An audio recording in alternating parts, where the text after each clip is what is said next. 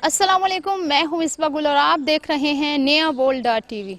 नाजरीन, वालिदैन कहने को एक लफ्ज़, समझने को एक रिश्ता, और अगर वुस्तों की बात की जाए तो तमाम वुस्तें कम पड़ जाएं। ज़िंदगी में एक वक्त ऐसा भी आता है जब हमें वालिदैन के सहारे की ज़रूरत होती है। वो हमें हाथों से पकड़कर चलना सिखाते हैं, हमें खुश देखकर वो खुद खुश होते हैं। लेकिन जब उन्हें सहारे की ज़रूरत पड़ती है तो मुआशरे में रहने वाले कुछ लोग उनका बुढ़ापे का सहारा बनने की बजाय उन्हें लवारस खानों में मुंतकिल कर देते हैं। ऐसा क्यों करते हैं? आए मिलकर इस सवाल का जवाब ढूंढते हैं। आए हमारे साथ। आगोश मादर की हसीन लैलो नहार बुलाए नहीं भूलती, मगर ओल्ड एज होम सेंटर्स में रहने वाले वालिदैन की आगोश नमदीदा इस बात की दलील है कि वह अपने बच्चों को अभी भी नहीं भूले। उनकी औलादें मौजूद ज़रूर हैं मगर बुढ़ापे के वक्त उनके पास नहीं।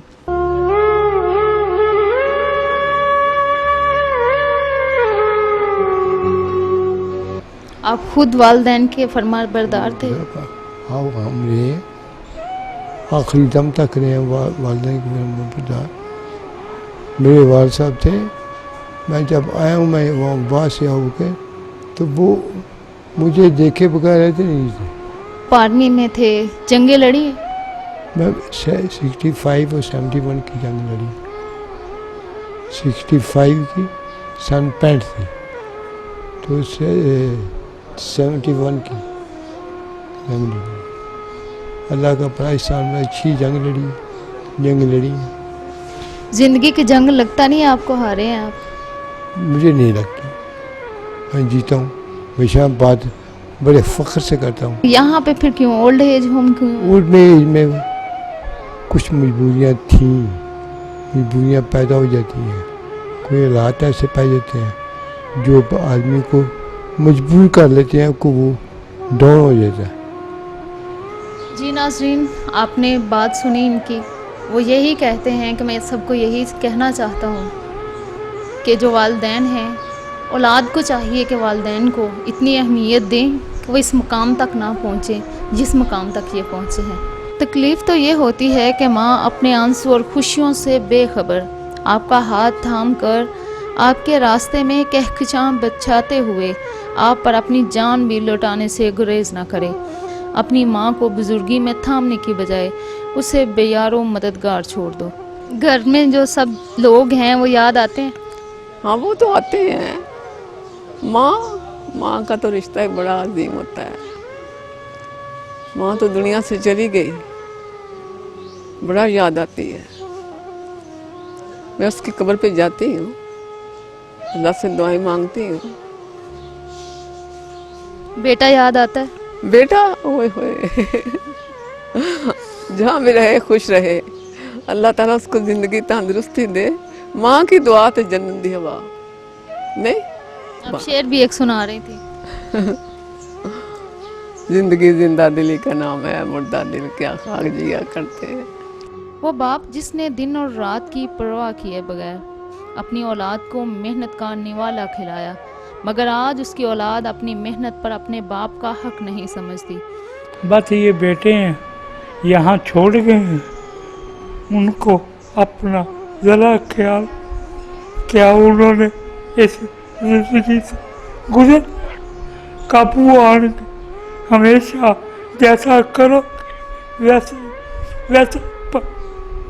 वैसे ही पढ़ो, जो कर वैसा पढ़ना। कोई भी मैंने तो 10-15 दिन हो गए ने इतने आया, बस इतने छड़ गए ने, मेरा शनाख्ती कार्ड भी लै गए ने। पता नहीं की कुछ कर, पता नहीं किहड़ा दौर आएगा जिहड़ा उन्होंने इस तरह का अदाला भी नहीं मिलेगा।